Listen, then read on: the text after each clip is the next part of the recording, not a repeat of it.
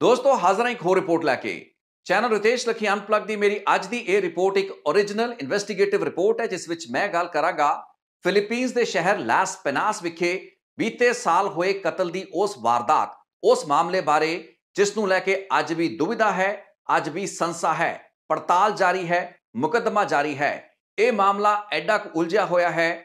ਇਸ ਮੁੱਦੇ ਉੱਤੇ ਦੇਸ਼ ਦੀ ਯਾਨੀ ਕਿ ਭਾਰਤ ਦੀ ਚੋਟੀ ਦੀ ਜਾਂਚ ਏਜੰਸੀ NIA, ਪੰਜਾਬ ਪੁਲਿਸ ਅਤੇ ਫਿਲੀਪੀਨਜ਼ ਦੀਆਂ ਐਨਫੋਰਸਮੈਂਟ ਏਜੰਸੀਜ਼ ਅੱਜ ਵੀ ਭੰਬਲ ਭੂਸੇ ਦੇ ਵਿੱਚ ਨੇ ਕਿ ਇਸ ਮਾਮਲੇ ਦੇ ਵਿੱਚ ਦਰਅਸਲ ਹੋਇਆ ਕੀ। ਦੋਸਤੋ ਬੀਤੇ ਸਾਲ ਦਸੰਬਰ ਦੇ ਮਹੀਨੇ 11 ਦਸੰਬਰ 2023 ਨੂੰ ਲਾਸ ਪੈਨਾਸ ਸ਼ਹਿਰ ਫਿਲੀਪੀਨਜ਼ ਦਾ ਇੱਕ ਪ੍ਰਮੁੱਖ ਸ਼ਹਿਰ ਹੈ, ਜਿੱਥੇ ਕਤਲ ਕਰਤਾ ਗਿਆ ਮੋਗੇ ਜ਼ਿਲ੍ਹੇ ਦੇ ਪਿੰਡ ਲੰਡੇ ਦੇ ਰਹਿਣ ਵਾਲੇ ਸੁਖਚੈਨ ਚੈਨੇ ਨੂੰ। 29 ਸਾਲ ਦਾ ਸੁਖਚੈਨ ਚੈਨਾ ਬੀਤੇ ਤਕਰੀਬਨ 9-10 ਸਾਲਾਂ ਤੋਂ ਫਿਲੀਪੀਨਜ਼ ਦੇ ਪਰਾਨੀਆਕੇ ਸ਼ਹਿਰ ਦੇ ਵਿੱਚ ਰਹਿ ਰਿਹਾ ਸੀ। ਲਾਸ ਪੈਨਾਸ ਸ਼ਹਿਰ ਦੇ ਵਿੱਚ ਜਦੋਂ ਉਸ ਨੂੰ ਪੁਆਇੰਟ ਬਲੈਂਕ ਰੇਂਜ ਤੋਂ ਗੋਲੀ ਮਾਰੀ ਜਾਂਦੀ ਹੈ, ਉਸ ਵਕਤ ਉਹ ਮੋਗੇ ਜ਼ਿਲ੍ਹੇ ਦੇ ਹੀ ਲੰਡੇ ਪਿੰਡ ਦੇ ਰਹਿਣ ਵਾਲੇ ਆਪਣੇ ਇੱਕ ਹੋਰ ਸਾਥੀ, ਜੋ ਕਿ ਕਈ ਸਾਲਾਂ ਤੋਂ ਉਸ ਨੂੰ ਜਾਣਦਾ ਸੀ, ਇਹਨਾਂ ਦਾ ਫਾਈਨਾਂਸ ਦਾ ਕੰਮ ਵੀ ਸਾਂਝਾ ਸੀ, ਪੈਸੇ ਦਾ ਲੈਣ ਦੇਣ ਸੀ, ਉਸ ਦੇ ਨਾਲ ਖੜਾ ਹੁੰਦਾ ਹੈ। ਇਸ ਦੋਸਤ ਦਾ ਨਾਂ ਸੀ ਲਖਵੀਰ ਸਰਾਂ।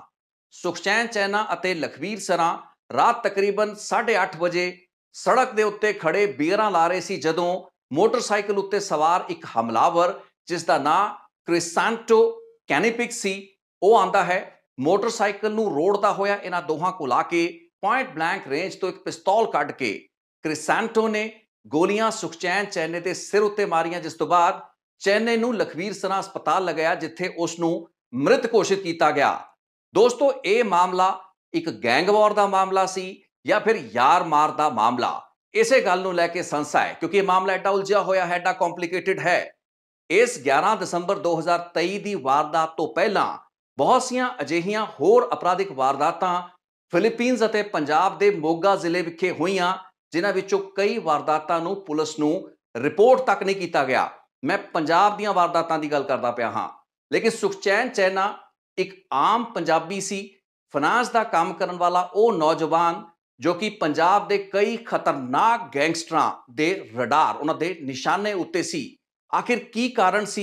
ਕਿਉਂ ਸੁਖਚੈਨ ਚੈਨਾ ਦੇ ਮਗਰ ਪਿਆ ਸੀ ਕੈਨੇਡਾ ਆਧਾਰਿਤ ਗੈਂਗਸਟਰ ਸੁੱਖਾ ਦੁਨੀਕੇ, ਜਿਸ ਨੇ ਆਪਣੇ ਸ਼ੂਟਰ ਭੇਜ ਕੇ ਮੋਗੇ ਦੇ ਕਈ ਘਰਾਂ ਉੱਤੇ ਗੋਲੀਆਂ ਚਲਾਈਆਂ ਸੁਖਚੈਨ ਚੈਨੇ ਨੂੰ ਡਰਾਉਣ ਲਈ। ਅੱਜ ਇਸ ਰਿਪੋਰਟ ਦੇ ਵਿੱਚ ਵੇਰਵੇ ਸਹਿਤ ਇਹ ਸਾਰੀਆਂ ਗੱਲਾਂ ਬਾਤਾਂ ਵੀ ਕਰਾਂਗੇ, ਸਮਝਣ ਦੀ ਕੋਸ਼ਿਸ਼ ਕਰਾਂਗੇ ਕਿ 11 ਦਸੰਬਰ ਦਾ ਸੁਖਚੈਨ ਚੈਨੇ ਦਾ ਕਤਲ ਕਿਸਨੇ ਕਰਵਾਇਆ ਹੋ ਸਕਦਾ ਹੈ। ਜਿਵੇਂ ਕਿ ਮੈਂ ਰਿਪੋਰਟ ਦੇ ਵਿੱਚ ਪਹਿਲਾਂ ਜ਼ਿਕਰ ਕੀਤਾ, ਸਾਲ 2014 ਜਾਂ 15 ਤੋਂ ਸੁਖਚੈਨ ਚੈਨਾ ਫਿਲੀਪੀਨਜ਼ ਦੇ ਵਿੱਚ ਸੀ। ਫਾਈਨਾਂਸ ਦਾ ਕੰਮ ਉਹ ਕਰਦਾ ਸੀ, ਵਿਆਜ ਉੱਤੇ ਪੈਸਾ ਦੇਣਾ ਫਿਲੀਪੀਨਜ਼ ਦੇ ਵਿੱਚ ਇੱਕ ਚੰਗੇ ਮੁਨਾਫੇ ਦਾ ਧੰਦਾ ਹੈ, ਲੇਕਿਨ ਇਸ ਕਾਰੋਬਾਰ ਦੇ ਵਿੱਚ ਇੱਕ ਜ਼ੋਖਿਮ ਹੈ, ਇੱਕ ਖਤਰਾ ਹੈ। ਬਹੁਤ ਸੇ ਅਜਿਹੇ ਕੇਸਿਸ ਆਪਾਂ ਅਕਸਰ ਅਖਬਾਰਾਂ, ਖਬਰਾਂ, TV ਚੈਨਲਾਂ ਉੱਤੇ ਪੜ੍ਹਦੇ ਸੁਣਦੇ ਵੇਖਦੇ ਹਾਂ, ਜਦੋਂ ਕਿ ਪੰਜਾਬੀ ਮੂਲ ਦੇ ਜਾਂ ਭਾਰਤੀ ਮੂਲ ਦੇ ਕਾਰੋਬਾਰੀਆਂ ਦੇ ਕਤਲ ਕਰਤੇ ਜਾਂਦੇ ਨੇ। ਫਾਈਨਾਂਸ ਦੇ ਕੰਮ ਧੰਦੇ ਵਿੱਚ ਪਏ ਲੋਕਾਂ ਦਾ ਮਰਡਰ ਫਿਲੀਪੀਨਜ਼ ਦੇ ਵਿੱਚ ਆਮ ਹੈ, ਕਿਉਂਕਿ ਬਹੁਤ ਸੇ ਅਜਿਹੇ ਸਮੇਂ ਆਉਂਦੇ ਨੇ ਜਦੋਂ ਕਿ ਗਲਤ ਪਾਰਟੀਆਂ, ਗਲਤ ਲੋਕਾਂ ਨੂੰ ਵੀ ਕਰਜ਼ਾ ਦੇ ਦਿੱਤਾ ਜਾਂਦਾ ਹੈ, ਜਿਸ ਤੋਂ ਵਸੂਲੀ ਸੌਖੀ ਨਹੀਂ ਹੁੰਦੀ। ਬਹੁਤ ਸੇ ਕੇਸਾਂ ਵਿੱਚ ਲੋਕਾਂ ਦੇ ਲੱਖਾਂ ਲੱਖਾਂ ਰੁਪਏ ਮਰਦੇ ਵੀ ਨੇ। ਜਿਹੜੇ ਮਾਮਲਿਆਂ ਦੇ ਵਿੱਚ ਕਨਫਰੰਟੇਸ਼ਨ, ਵਿਵਾਦ ਹੁੰਦਾ ਹੈ, ਉੱਥੇ ਕਤਲੋ ਗਾਰਤ ਦੀ ਨੌਬਤ ਆਉਂਦੀ ਹੈ। ਲੇਕਿਨ ਸੁਖਚੈਨ ਚੈਨੇ ਦਾ ਕੇਸ ਇੱਕ ਵੱਖਰਾ ਸੀ। ਦੋਸਤੋ ਸੁਖਚੈਨ ਚੈਨੇ ਦੇ ਨਾਲ ਘਟਨਾਵਾਂ ਦੀ ਸ਼ੁਰੂਆਤ ਸਾਲ 2022 ਦੇ ਵਿੱਚ ਹੋਈ। 5 ਮਈ 2022 ਨੂੰ ਪਹਿਲੀ ਅਜਿਹੀ ਵਾਰਦਾਤ ਹੁੰਦੀ ਹੈ। ਇਸ ਵਾਰਦਾਤ ਜਾਂ ਘਟਨਾ ਬਾਰੇ ਕੋਈ ਪੱਕੇ ਤਰੀਕੇ ਸਪਸ਼ਟਤਾ ਦੇ ਨਾਲ ਗੱਲ ਤਾਂ ਨਹੀਂ ਕਹੀ ਜਾ ਸਕਦੀ, ਲੇਕਿਨ ਮੰਨਿਆ ਇਹ ਜਾਂਦਾ ਹੈ ਕਿ ਭਾਰਤ ਆਧਾਰਿਤ, ਮੋਗੇ ਆਧਾਰਿਤ ਕੁਝ ਕ੍ਰਿਮੀਨਲਸ, ਜਿਨ੍ਹਾਂ ਨੂੰ ਸੁੱਖਾ ਦੁਨੀਕੇ ਮੋਡਿਊਲ ਵੱਲੋਂ ਫਿਲੀਪੀਨਜ਼ ਦੇ ਵਿੱਚ ਰੱਖਿਆ ਗਿਆ ਸੀ, ਬੁਲਾਇਆ, ਸੱਦਿਆ ਗਿਆ ਸੀ, ਉਹ ਅਪਰਾਧਿਕ ਵਾਰਦਾਤਾਂ ਜੋ ਕਿ ਪੰਜਾਬ ਦੇ ਵਿੱਚ ਸੁੱਖਾ ਦੁਨੀਕੇ, ਅਰਸ਼ ਡਾਲੇ ਵਰਗੇ ਗੈਂਗਸਟਰ ਅੰਜਾਮ ਦਵਾਉਂਦੇ ਰਹੇ, ਉਹਨਾਂ ਨੂੰ ਫਿਲੀਪੀਨਜ਼ ਤੋਂ ਬੈਠ ਕੇ ਕੋਆਰਡੀਨੇਟ ਕਰਨ ਦਾ ਕੰਮ ਕਰ ਰਿਹਾ ਸੀ ਮਨਪ੍ਰੀਤ ਪੀਤੇ ਦਾ ਉਹ ਮੋਡਿਊਲ, ਜਿਸ ਉੱਤੇ ਮੈਂ ਕਈ ਰਿਪੋਰਟਸ ਪਿਛਲੇ ਸਾਲ ਨਸ਼ਰ ਕੀਤੀਆਂ। ਤੁਹਾਨੂੰ ਯਾਦ ਹੋਏਗਾ ਕਿ ਬੀਤੇ ਸਾਲ ਸਤੰਬਰ, ਅਕਤੂਬਰ, ਨਵੰਬਰ ਦੇ ਮਹੀਨਿਆਂ ਵਿੱਚ ਇੱਕ ਬਹੁਤ ਹੀ ਵੱਡਾ ਆਪਰੇਸ਼ਨ, ਜੋ ਕਿ federal bureau of investigation America ਦੀ ਮਦਦ ਦੇ ਨਾਲ, ਭਾਰਤੀ ਜਾਂਚ ਏਜੰਸੀ NIA ਦੀ ਮਦਦ ਦੇ ਨਾਲ, bureau of immigration Manila Philippines ਵੱਲੋਂ ਕੰਡਕਟ ਕੀਤਾ ਜਾਂਦਾ ਹੈ। ਇਲੂ ਸ਼ਹਿਰ ਦੇ ਵਿੱਚ ਇੱਕ ਛਾਪੇਮਾਰੀ ਕੀਤੀ ਜਾਂਦੀ ਹੈ। ਮਨਪ੍ਰੀਤ ਪੀਤੇ, ਉਸਦੇ ਸਾਥੀ ਅਮਰਿੰਦਰ ਅਮਰੀਕ ਅਤੇ ਇੱਕ ਹੋਰ ਵਿਅਕਤੀ ਨੂੰ ਡਿਟੇਨ ਕਰ ਲਿਆ ਜਾਂਦਾ ਹੈ, ਜੇਲ੍ਹ ਵਿੱਚ ਰੱਖਿਆ ਜਾਂਦਾ ਹੈ, ਜਿਸ ਤੋਂ ਬਾਅਦ ਇਹਨਾਂ ਸਭਨਾਂ ਨੂੰ ਕੁਝ ਮਹੀਨੇ ਬਾਅਦ ਭਾਰਤ ਡੀਪੋਰਟ ਕਰਤਾ ਜਾਂਦਾ ਹੈ। ਹੁਣ ਦੋਸਤੋ ਮਨਪ੍ਰੀਤ ਪੀਤਾ ਮੋਗੇ ਜਗਰਾਉਂ ਇਲਾਕੇ ਦੇ ਵਿੱਚ ਇੱਕ ਐਕਟਿਵ ਕ੍ਰਿਮੀਨਲ ਸੀ ਜੋ ਕਿ ਫਿਲੀਪੀਨਸ ਪਹੁੰਚ ਜਾਂਦਾ ਹੈ। ਸੁੱਖੇ ਦੁਨੇਕੇ ਲਈ ਉਹ ਕੰਮ ਕਰਨਾ ਸ਼ੁਰੂ ਕਰਦਾ ਹੈ। ਬਾਅਦ ਦੇ ਵਿੱਚ ਅਰਸ਼ ਡਾਲਾ ਨੇ ਉਸ ਨੂੰ ਕੁਝ ਸਮੇਂ ਲਈ ਹੈਂਡਲ ਕੀਤਾ।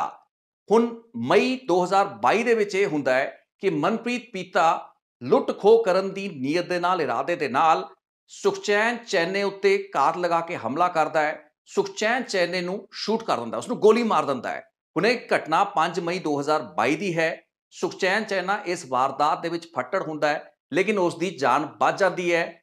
ਮਨਪ੍ਰੀਤ ਪੀਤੇ ਨੂੰ ਫਿਲੀਪੀਨਸ ਦੀ ਪੁਲਿਸ ਗ੍ਰਿਫਤਾਰ ਕਰ ਲੈਂਦੀ ਹੈ, ਜਿਸ ਤੋਂ ਬਾਅਦ ਮਨਪ੍ਰੀਤ ਪੀਤੇ ਉੱਤੇ ਕਈ ਸਾਲ ਇਹ ਮੁਕੱਦਮਾ ਚੱਲਦਾ ਰਿਹਾ।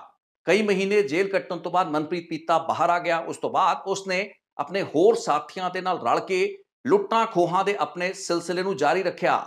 ਦੱਸਿਆ ਜਾਂਦਾ ਕਿ ਪਹਿਲੇ ਕੁਝ ਸਾਲਾਂ ਜਾਂ ਮਹੀਨਿਆਂ ਦੌਰਾਨ ਮਨੀਲਾ ਸ਼ਹਿਰ ਤੇ ਬਾਅਦ ਦੇ ਵਿੱਚ ਇਲੂ ਸ਼ਹਿਰ ਦੇ ਵਿੱਚ ਸ਼ਿਫਟ ਹੋਣ ਤੋਂ ਬਾਅਦ ਮਨਪ੍ਰੀਤ ਪੀਤੇ ਦੇ ਬਾਰੇ ਸਥਾਨਕ ਲੋਕਾਂ ਨੇ ਇਤਰਾਜ਼ ਕੀਤਾ। ਜਾਣਕਾਰੀ ਜਿਹੜੀ ਖੁਫੀਆ ਸੀ ਉਸ ਨੂੰ ਏਜੰਸੀਆਂ ਤੱਕ ਪਹੁੰਚਾਇਆ, ਜਿਸ ਤੋਂ ਬਾਅਦ NIA ਅਤੇ FBI ਨੇ ਮਨੀਲਾ ਸਰਕਾਰ ਉੱਤੇ, ਫਿਲੀਪੀਨਸ ਦੀ ਸਰਕਾਰ ਉੱਤੇ ਦਬਾਅ ਬਣਾਇਆ।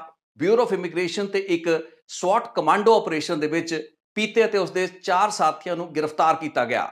ਦੋਸਤੋ, ਮਈ 2022 ਦਾ ਉਹ ਸ਼ੂਟ ਆਊਟ ਜਿਸ ਵਿੱਚ ਮਨਪ੍ਰੀਤ ਪੀਤੇ ਨੇ ਸੁਖਚੈਨ ਚੈਨੇ ਨੂੰ ਗੋਲੀ ਮਾਰੀ, ਉਸ ਉੱਤੇ ਕੇਸ ਚੱਲਿਆ।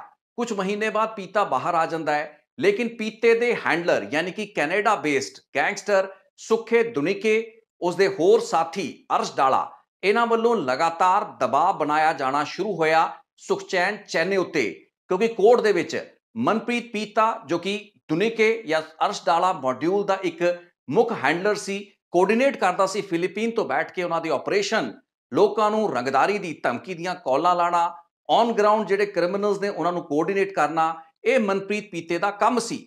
ਸੋ ਮਨਪ੍ਰੀਤ ਪੀਤੇ ਉੱਤੇ 5 ਮਈ 2022 ਦੇ ਇਸ ਸ਼ੂਟਆਊਟ ਦੇ ਵਿੱਚ ਕੋਈ ਸਖਤ ਕਾਰਵਾਈ ਨਾ ਹੋਵੇ। ਸੁਖਚੈਨ ਚੈਨੇ ਦਾ ਪਿੰਡ ਸੀ ਮੋਗੇ ਜ਼ਿਲ੍ਹੇ ਦਾ ਲੰਡਾ, ਜਿੱਥੇ ਕਿ ਉਸ ਦਾ ਪਰਿਵਾਰ ਰਹਿੰਦਾ ਸੀ, ਉਸਦੇ ਘਰ ਦੇ ਜੀ ਰਹਿੰਦੇ ਸੀ। ਸੁਖਚੈਨ ਚੈਨੇ ਨੂੰ ਕੋਰਟ ਦੇ ਵਿੱਚ ਬਿਆਨ ਦੇਣ ਤੋਂ ਮੁਕਰਵਾਉਣ ਦੀ ਨੀਅਤ ਦੇ ਨਾਲ ਸੁੱਖੇ ਦੁਨੇਕੇ ਨੇ ਆਪਣੇ ਮੋਡਿਊਲਸ ਨੂੰ ਐਕਟਿਵ ਕੀਤਾ। ਉਸਦੇ ਕਈ ਅਜਿਹੇ ਕ੍ਰਿਮੀਨਲ ਜੋ ਕਿ ਉਸ ਵਕਤ ਬਾਹਰ ਸੀ, ਜੇਲ੍ਹਾਂ ਤੋਂ ਬਾਹਰ ਸੀ, ਜਿਨ੍ਹਾਂ ਨੇ ਬਾਅਦ ਦੇ ਵਿੱਚ ਮਹਿਲ ਸਿੰਘ ਦੇ ਮਰਡਰ ਵਰਗੀਆਂ ਵੱਡੀਆਂ ਵਾਰਦਾਤਾਂ ਨੂੰ ਅੰਜਾਮ ਦਿੱਤਾ, ਉਹਨਾਂ ਦੇ ਜ਼ਰੀਏ ਸਮਾਲਸਰ ਅਤੇ ਮੋਗੇ ਦੇ ਲੰਡੇ ਪਿੰਡ ਦੇ ਸੁਖਚੈਨ ਚੈਨੇ ਤੇ ਉਸਦੇ ਰਿਸ਼ਤੇਦਾਰਾਂ ਦੇ ਘਰਾਂ ਦੇ ਬਾਹਰ ਬੂਹਿਆਂ ਉੱਤੇ ਫਾਇਰਿੰਗ ਦੀਆਂ ਘਟਨਾਵਾਂ ਅੰਜਾਮ ਦਵਾਈਆਂ ਗਈਆਂ, ਜਿਨ੍ਹਾਂ ਦੀ ਰਿਪੋਰਟਿੰਗ ਪੁਲਿਸ ਤੱਕ ਨੂੰ ਨਹੀਂ ਹੋਈ। ਮੋਗੇ ਜ਼ਿਲ੍ਹੇ ਵਿੱਚ ਅੰਜਾਮ ਦਵਾਈਆਂ ਗਈਆਂ ਇਹਨਾਂ ਵਾਰਦਾਤਾਂ ਦਾ ਮਨਸੂਬਾ ਇਹੀ ਸੀ ਕਿ ਫਿਲੀਪੀਨਸ ਦੀ ਅਦਾਲਤ ਦੇ ਵਿੱਚ ਸੁਖਚੈਨ ਚੈਨਾ ਵੱਲੋਂ ਪੀਤੇ ਦੇ ਖਿਲਾਫ ਦਿੱਤੀ ਜਾਣ ਵਾਲੀ ਗਵਾਹੀ ਨਾ ਦਿੱਤੀ ਜਾਵੇ, ਆਪਣੀ ਸ਼ਿਕਾਇਤ ਤੋਂ, ਆਪਣੀ ਗਵਾਹੀ ਤੋਂ ਮੁੱਕਰ ਜਾਏ। ਖੁਦ ਉੱਤੇ ਪੀਤੇ ਵੱਲੋਂ ਚਲਾਈ ਗਈ ਗੋਲੀ ਦੇ ਮਾਮਲੇ ਦੇ ਵਿੱਚ ਪੀਤਾ ਬਰੀ ਹੋ ਜਾਏ, ਆਜ਼ਾਦ ਹੋ ਜਾਏ ਅਤੇ ਸੁੱਖੇ ਦੁਨੇਕੇ ਅਤੇ ਬਾਅਦ ਦੇ ਵਿੱਚ ਅਰਸ਼ ਡਾਲੇ ਦੇ ਮੋਡਿਊਲ ਦੇ ਰੂਪ ਵਿੱਚ ਫਿਲੀਪੀਨਸ ਤੋਂ ਕੰਮ ਕਰਦਾ ਰਹੇ। ਦੋਸਤੋ, ਕੁਝ ਮਹੀਨੇ ਪਹਿਲਾਂ, ਇਨਫੈਕਟ ਰਾਦਰ 1.5 ਸਾਲ ਪਹਿਲਾਂ ਜਿਹੜੀਆਂ ਰਿਪੋਰਟਸ ਮੈਂ ਮਨਪ੍ਰੀਤ ਪੀਤੇ ਇਸ ਆਪਰੇਸ਼ਨ ਇਲੂ ਦੇ ਸੰਦਰਭ ਵਿੱਚ ਬਣਾਈਆਂ, ਉਸ ਵਿੱਚ ਮੈਂ ਜ਼ਿਕਰ ਕੀਤਾ ਸੀ ਕਿ ਵਾਅਦਾ ਇਹ ਕੀਤਾ ਗਿਆ ਸੀ ਦੁਨੇਕੇ ਅਤੇ ਅਰਸ਼ ਡਾਲੇ ਵੱਲੋਂ ਪੀਤੇ ਨੂੰ ਕਿ ਉਹ ਫਿਲੀਪੀਨਸ ਤੋਂ ਛੇਤੀ ਉਸ ਨੂੰ ਕੱਢ ਕੇ ਅਮਰੀਕਾ ਲਿਜਾਣਗੇ, ਲੇਕਿਨ ਇਸ ਤੋਂ ਪਹਿਲਾਂ ਹੀ ਪੀਤੇ ਉੱਤੇ ਵੱਡੀ ਕਾਰਵਾਈ FBI ਅਤੇ NIA ਦੀ ਮਦਦ ਦੇ ਨਾਲ ਹੋ ਜਾਂਦੀ ਹੈ ਤੇ ਉਸ ਦੀ ਗ੍ਰਿਫਤਾਰੀ ਹੋ ਜਾਂਦੀ ਹੈ। ਹੁਣ ਦੱਸਿਆ ਇਹ ਜਾਂਦਾ ਕਿ ਬਾਵਜੂਦ ਇਸ ਦੇ ਕਿ ਸੁਖਚੈਨ ਚੈਨੇ ਉੱਤੇ ਦਬਾਅ ਬਣਾਉਣ ਦੇ ਇਰਾਦੇ ਤੇ ਮਨਸੂਬੇ ਦੇ ਨਾਲ ਉਸ ਦੇ ਰਿਸ਼ਤੇਦਾਰਾਂ ਦੇ ਘਰਾਂ ਉੱਤੇ ਗੋਲੀਆਂ ਚਲਵਾਈਆਂ ਜਾ ਰਹੀਆਂ ਸਨ, ਚੈਨਾ ਆਪਣੀ ਗਵਾਹੀ ਤੋਂ ਪਿੱਛੇ ਨਹੀਂ ਹਟਿਆ, ਉਹ ਡਟਿਆ ਰਿਹਾ। ਲੇਕਿਨ ਇਸੇ ਦੌਰਾਨ ਮਨਪ੍ਰੀਤ ਪੀਤੇ ਅਤੇ ਉਸਦੇ ਹੋਰ ਸਾਥੀਆਂ ਦੀ ਗ੍ਰਿਫਤਾਰੀ ਹੋ ਗਈ, ਕਿਉਂਕਿ ਮੰਨਿਆ ਇਹ ਵੀ ਜਾਂਦਾ, ਜਿਵੇਂ ਕਿ ਮੈਂ ਰਿਪੋਰਟਸ ਦੇ ਵਿੱਚ ਪਹਿਲਾਂ ਜ਼ਿਕਰ ਕਰ ਚੁੱਕਾ ਹਾਂ, ਕਿ ਕਿਸੇ ਸਮੇਂ ਸੁੱਖਾ ਦੁਨੇਕੇ ਅਤੇ ਬਾਅਦ ਦੇ ਵਿੱਚ ਅਰਸ਼ ਡਾਲਾ ਲਈ ਕੰਮ ਕਰਦਾ ਹੋਇਆ ਮਨਪ੍ਰੀਤ ਪੀਤਾ ਪਾਕਿਸਤਾਨ ਦੇ ਹੈਂਡਲਰਸ ਦੇ ਸੰਪਰਕ ਵਿੱਚ ਆ ਚੁੱਕਾ ਸੀ। ਇਹੀ ਕਾਰਨ ਸੀ ਕਿ ਬਹੁਤ ਹੀ ਖਤਰਨਾਕ ਅਜਿਹੀਆਂ ਵਾਰਦਾਤਾਂ ਜਿਨ੍ਹਾਂ ਨੂੰ ਅੰਜਾਮ ਦਿੱਤਾ ਜਾ ਚੁੱਕਾ ਸੀ ਜਾਂ ਦਵਾਏ ਜਾਣ ਦੀ ਫਿਰਾਕ ਦੇ ਵਿੱਚ ਮੋਡਿਊਲ ਸੀ, ਉਹਨਾਂ ਤੋਂ ਰੋਕਣ ਲਈ ਹੀ NIA ਤੇ FBI ਪਿਕਚਰ ਵਿੱਚ ਆਏ। ਇਹਨਾਂ ਸਭ ਦੀ ਗ੍ਰਿਫਤਾਰੀ ਹੋ ਗਈ, ਲੇਕਿਨ ਗ੍ਰਿਫਤਾਰੀ ਉਪਰੰਤ ਇੱਕ ਹੋਰ ਅੜਿੱਕਾ ਬਣ ਜਾਂਦਾ ਹੈ, ਕਿਉਂਕਿ ਇਹਨਾਂ ਦੇ ਜਿਹੜੇ ਦਸਤਾਵੇਜ਼ ਸਨ ਉਹ ਐਕਸਪਾਇਰ ਹੋ ਚੁੱਕੇ ਸਨ। ਫਿਲੀਪੀਨਸ ਦੇ ਵਿੱਚ ਮਨਪ੍ਰੀਤ ਪੀਤਾ ਤੇ ਉਸਦੇ ਸਾਥੀ ਹੋਰ ਨਹੀਂ ਸੀ ਰਹਿ ਸਕਦੇ। ਇਹਨਾਂ ਦਾ ਭਾਰਤ ਡੀਪੋਰਟ ਹੋਣਾ ਬਹੁਤ ਹੀ ਸੁਖਾਲਾ ਸੀ, ਲੇਕਿਨ ਕਿਉਂਕਿ ਸੁਖਚੈਨ ਚੈਨੇ ਦਾ ਅਜੇ ਤੱਕ ਮੁਕੱਦਮਾ ਚੱਲਦਾ ਪਿਆ ਸੀ, ਉਸ ਉੱਤੇ ਜਿਹੜਾ ਹਮਲਾ ਪੀਤੇ ਵੱਲੋਂ ਕੀਤਾ ਗਿਆ, ਇਸੇ ਕਾਰਨ ਕਈ ਮਹੀਨੇ ਤੱਕ ਮਨਪ੍ਰੀਤ ਪੀਤੇ ਨੂੰ ਭਾਰਤ ਡੀਪੋਰਟ ਨਹੀਂ ਕੀਤਾ ਜਾ ਸਕਿਆ। ਹੁਣ ਇਸ ਗੱਲ ਬਾਰੇ ਕੋਈ ਪੱਕੀ ਤੇ ਪ੍ਰਮਾਣਿਕ ਜਾਣਕਾਰੀ ਤਾਂ ਨਹੀਂ ਹੈ, ਲੇਕਿਨ ਮੰਨਿਆ ਇਹ ਜਾਂਦਾ ਹੈ ਕਿ ਭਾਰਤੀ ਏਜੰਸੀਆਂ ਅਤੇ ਭਾਰਤੀ ਐਮਬੈਸੀ ਇਸ ਚੀਜ਼ ਨੂੰ ਲੈ ਕੇ ਸੁਖਚੈਨ ਚੈਨੇ ਦੇ ਪਰਿਵਾਰ ਉੱਤੇ ਦਬਾਅ ਵੀ ਬਣਾ ਰਹੀ ਸੀ ਕਿ ਆਪਣੇ ਮੁਕੱਦਮੇ ਨੂੰ ਵਾਪਸ ਲੈਣ ਤਾਂ ਕਿ ਮਨਪ੍ਰੀਤ ਪੀਤੇ ਨੂੰ ਡਿਪੋਰਟ ਕੀਤਾ ਜਾ ਸਕੇ ਭਾਰਤ ਪੰਜਾਬ ਜਾਂ ਦਿੱਲੀ ਦੇ ਵਿੱਚ ਕਈ ਵੱਡੀਆਂ ਅਪਰਾਧਿਕ ਵਾਰਦਾਤਾਂ ਦੇ ਵਿੱਚ ਮਨਪ੍ਰੀਤ ਪੀਤੇ ਦਾ ਜ਼ਿਕਰ ਉਸ ਦਾ ਨਾਂ ਉੱਭਰਦਾ ਪਿਆ ਸੀ ਬਤੌਰ ਸੁੱਖਾ ਦੁਨੇਕੇ ਤੇ ਅਰਸ਼ ਡਾਲੇ ਦੇ ਮੋਡਿਊਲ ਦੇ ਰੂਪ ਵਿੱਚ। ਏਜੰਸੀ ਵੱਲੋਂ ਪੀਤੇ ਤੇ ਉਸਦੇ ਸਾਥੀਆਂ ਨੂੰ ਭਾਰਤ ਡਿਪੋਰਟ ਕਰਾਉਣਾ ਬਹੁਤ ਹੀ ਜ਼ਰੂਰੀ ਸੀ। ਮੰਨਿਆ ਇਹ ਜਾਂਦਾ ਹੈ ਕਿ ਸੁਖਚੈਨ ਚੈਨੇ ਦੇ ਧਿਰ ਵੱਲੋਂ ਆਪਣਾ ਰੁਖ ਨਰਮ ਕਰਨ ਤੋਂ ਬਾਅਦ ਹੀ ਪੀਤੇ ਤੇ ਉਸਦੇ ਸਾਥੀਆਂ ਦੀ ਡਿਪੋਰਟੇਸ਼ਨ ਸੰਭਵ ਹੋ ਪਾਈ, ਜਿਸ ਤੋਂ ਬਾਅਦ ਉਹਨਾਂ ਨੂੰ ਭਾਰਤ ਲਿਆਂਦਾ ਗਿਆ। NIA ਨੇ ਗ੍ਰਿਫਤਾਰ ਕੀਤਾ, ਵੱਖ-ਵੱਖ ਮਾਮਲਿਆਂ ਦੇ ਵਿੱਚ ਪੜਤਾਲ ਹੋਈ, ਪੁੱਛਗਿੱਛ ਹੋਈ, ਜਿਸ ਤੋਂ ਬਾਅਦ ਪੀਤਾ ਤੇ ਉਸਦੇ ਸਾਥੀ ਇਸ ਵਕਤ ਭਾਰਤ ਦੀਆਂ ਵੱਖ-ਵੱਖ ਜੇਲ੍ਹਾਂ ਦੇ ਵਿੱਚ ਬੰਦ ਨੇ। ਲੇਕਿਨ ਦੋਸਤੋ, ਇਸ ਤੋਂ ਕੁਝ ਹੀ ਮਹੀਨੇ ਬਾਅਦ ਸੁਖਚੈਨ ਚੈਨੇ ਦਾ ਕਤਲ ਹੋ ਜਾਂਦਾ ਹੈ। ਹੁਣ ਇੱਕ ਮੋਟਿਵ ਤਾਂ ਕ੍ਰਿਮੀਨਲਸ ਕੋਲ, ਗੈਂਗਸਟਰਸ ਕੋਲ ਸੀ, ਕਿਉਂਕਿ ਚੈਨੇ ਦਾ ਰੁਖ ਨਰਮ ਹੋਣ ਤੋਂ ਬਾਅਦ ਹੀ ਪੀਤੇ ਵਰਗੇ ਹਾਰਡਕੋਰ ਕ੍ਰਿਮੀਨਲ ਦੀ ਡਿਪੋਰਟੇਸ਼ਨ ਸੰਭਵ ਹੋ ਪਾਈ।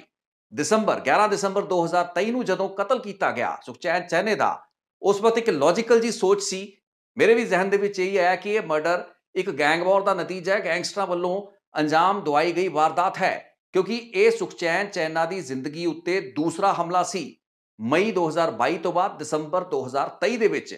ਲੇਕਿਨ ਇਸ ਮਾਮਲੇ ਦੀ ਤਫਤੀਸ਼ ਜੋ ਕਿ ਫਿਲੀਪੀਨਸ ਦੀ ਲਾਸ ਪਿਨਾਸ ਸਿਟੀ ਪੁਲਿਸ ਨੇ ਕੀਤੀ, ਉਸ ਤੋਂ ਬਾਅਦ ਗ੍ਰਿਫਤਾਰ ਕੀਤਾ ਜਾਂਦਾ ਹੈ ਕ੍ਰਿਸੈਂਟੋ ਨਾਂ ਦਾ ਉਹ ਸ਼ੂਟਰ, ਜਿਸਨੇ ਆਪਣੀ ਪੁਲਿਸ ਦੇ ਸਾਹਮਣੇ ਦਿੱਤੇ ਗਏ ਬਿਆਨਾਂ ਯਾਨੀ ਕਿ ਡਿਸਕਲੋਜ਼ਰ ਦੇ ਵਿੱਚ ਇਸ ਚੀਜ਼ ਨੂੰ ਕਬੂਲਿਆ ਕਿ ਉਸਨੇ ਖੁਦ ਸੁਖਚੈਨ ਚੈਨੇ ਨੂੰ ਗੋਲੀ ਮਾਰੀ ਤੇ ਉਸ ਵਾਰਦਾਤ ਨੂੰ ਅੰਜਾਮ ਦਿਵਾਉਣ ਦੇ ਪਿੱਛੇ ਭੂਮਿਕਾ ਸੀ ਸੁਖਚੈਨ ਚੈਨੇ ਦੇ ਨਾਲ ਖੜੇ ਉਸਦੇ ਸਾਥੀ, ਯਾਨੀ ਕਿ ਮੋਗੇ ਜ਼ਿਲ੍ਹੇ ਦੇ ਪਿੰਡ ਲੰਡੇ ਦੇ ਹੀ ਉਸਦੇ ਗਵਾਂਢੀ, ਉਸਦੇ ਦੋਸਤ, ਉਸਦੇ ਪੁਰਾਣੇ ਸਾਥੀ ਲਖਵੀਰ ਸਰਾਂ ਦੀ। ਹੁਣ ਦੋਸਤੋ, ਇਹ ਗਵਾਹੀ ਜੋ ਕਿ ਕ੍ਰਿਸੈਂਟੋ ਵੱਲੋਂ ਦਿੱਤੀ ਗਈ ਬਹੁਤ ਹੀ ਅਹਿਮ ਹੈ। ਮੈਂ ਤੁਹਾਨੂੰ ਕੁਝ ਸੈਕਿੰਡ ਲਈ ਕ੍ਰਿਸੈਂਟੋ ਦੀ ਇੱਕ ਵੀਡੀਓ ਕਲਿੱਪ ਦਿਖਾਣੀ ਚਾਹਾਂਗਾ। ਇਹ ਹੁਣ ਆਪਣੀ ਫਿਲੀਪੀਨ ਦੀ ਭਾਸ਼ਾ ਦੇ ਵਿੱਚ ਕੋਈ ਗੱਲ ਕਰਦਾ ਪਿਆ ਹੈ, ਜਿਸ ਦੇ ਬਾਰੇ ਆਪਾਂ ਪੱਕੀ ਗੱਲ ਨਹੀਂ ਕਰ ਸਕਦੇ, ਕਿਉਂਕਿ ਇਹ ਜਿਹੜੀ ਰਿਕਾਰਡਿੰਗ ਹੈ ਇੱਕ ਵੱਖਰੇ ਤਰੀਕੇ ਦੇ ਨਾਲ, ਕੋਈ ਅਫੀਸ਼ੀਅਲ ਰਿਕਾਰਡ ਦਾ ਹਿੱਸਾ ਨਹੀਂ ਹੈ, ਲੇਕਿਨ ਇਸ ਰਿਕਾਰਡਿੰਗ ਦੇ ਵਿੱਚ ਜੋ ਕ੍ਰਿਸੈਂਟੋ ਕਹਿੰਦਾ ਹੋਇਆ ਸੁਣਾਈ ਦੇ ਰਿਹਾ ਹੈ, ਇਸ ਵਿੱਚ ਇੱਕ ਜਸ ਨਾਂ ਦੇ ਵਿਅਕਤੀ ਦਾ ਨਾਂ ਲੈ ਰਿਹਾ ਹੈ ਜੋ ਕਿ ਕਾਮਨ ਫਰੈਂਡ ਦੱਸਿਆ ਜਾਂਦਾ ਹੈ। ਇਸ ਤੋਂ ਇਲਾਵਾ ਪੁਲਿਸ ਦੇ ਸਾਹਮਣੇ, ਅਦਾਲਤ ਦੇ ਸਾਹਮਣੇ ਕ੍ਰਿਸੈਂਟੋ ਨੇ ਇਸ ਚੀਜ਼ ਦੇ ਉੱਤੇ ਆਪਣੀ ਗਵਾਹੀ ਠੋਕ ਕੇ ਦਿੱਤੀ ਹੈ ਕਿ ਉਸ ਤੋਂ ਇਸ ਵਾਰਦਾਤ ਨੂੰ ਅੰਜਾਮ ਦਿਵਾਉਣ ਵਾਲਾ ਕੋਈ ਹੋਰ ਨਹੀਂ ਬਲਕਿ ਚੈਨੇ ਦਾ ਸਾਥੀ ਲਖਵੀਰ ਸਰਾਂ ਹੀ ਸੀ, ਜੋ ਕਿ ਉਸ ਦੇ ਨਾਲ ਉਸ ਦਿਨ ਖੜਾ ਬੀਅਰ ਪੀ ਰਿਹਾ ਸੀ। ਆਪਾਂ ਕੁਝ ਸੈਕਿੰਡ ਲਈ ਕ੍ਰਿਸੈਂਟੋ ਦੇ ਇਸ ਕਲਿੱਪ ਨੂੰ ਸੁਣਦੇ ਹਾਂ। ਤੁਹਾਨੂੰ ਇਹ ਭਾਸ਼ਾ ਸਮਝ ਨਹੀਂ ਆਏਗੀ, ਲੇਕਿਨ ਇਸ ਚੀਜ਼ ਨਾਲ ਤੁਹਾਨੂੰ ਕਲੀਅਰ ਹੋ ਜਾਏਗਾ ਕਿ ਕ੍ਰਿਸੈਂਟੋ ਨੂੰ ਇਸ ਚੀਜ਼ ਦੇ ਬਾਰੇ ਇਨਕਸ਼ਾਫ ਕਰਨ ਦੇ ਵਿੱਚ ਕੋਈ ਅਜਿਹੀ ਝਿਜਕਚਾਹਟ ਨਹੀਂ ਸੀ। ਉਸਨੇ ਸਿੱਧੀ ਗੱਲਬਾਤ ਪੁਲਿਸ ਨੂੰ ਦੱਸੀ, ਏਜੰਸੀਆਂ ਨੂੰ ਦੱਸੀ। ਉਹ ਇੱਕ ਬਾਰਬੀਕਿਊ ਦਾ ਕੰਮ ਕਰਨ ਵਾਲਾ ਵਿਅਕਤੀ ਸੀ, ਜਿਸਨੇ ਪੈਸਾ ਲੈ ਕੇ, ਜਿਸਨੇ ਸੁਪਾਰੀ ਲੈ ਕੇ ਇਸ ਵਾਰਦਾਤ ਨੂੰ ਅੰਜਾਮ ਦਿੱਤਾ। ਸੋ ਕੁਝ ਸੈਕਿੰਡ ਲਈ ਕ੍ਰਿਸੈਂਟੋ ਦਾ ਇਹ ਵੀਡੀਓ ਕਲਿੱਪ ਵੇਖ ਲੈਂਦੇ ਹਾਂ। sama hari नहीं है नहीं यार नहीं वो गल सुन ਉਹ ਘਰੇ ਗਏ ਆ ਕਿਸੇ ਨੇ ਬਈ ਇਹਨਾਂ ਦੇ ਘਰੇ ਜਾ ਕੇ ਬੈਠਾ ਉਹਨਾਂ ਦੇ नहीं उधर नहीं बैठिया ਉਦੋਂ ਨਹੀਂ ਪਹਿਲਾਂ ਉਹ ਪਹਿਲੀ ਗੱਲ ਕਰਦਾ ਉਹ ਵੀ ਅੰਦਰ ਨਹੀਂ ਬੜਿਆ ਮੈਂ ਕਿਹਾ ਅੰਦਰ ਹੋਰ ਬੰਦੇ ਸੀਗੇ ਮੈਂ ਬਾਹਰ ਹੀ ਸੀਗਾ ਇਹਦੇ Hindi, tapos na nag-alien turo sa'yo. Saan punta iba kayo?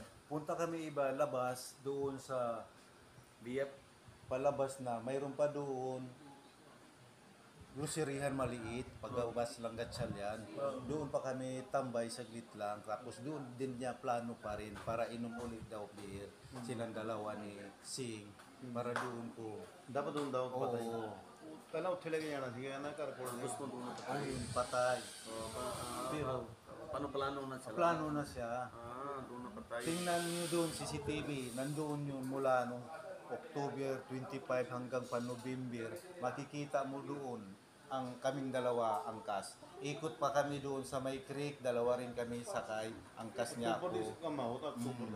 Angkas niya ako para doon. Plano niya uli.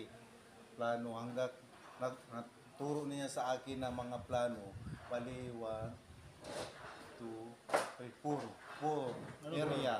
Or area? Oh, 4 area turo niya sa akin. Saan na banda? Oo. Village Saan part yung nininggal nyo sa turo siya? Saan nininggal si Sing? Saan siya single doon na turo siya?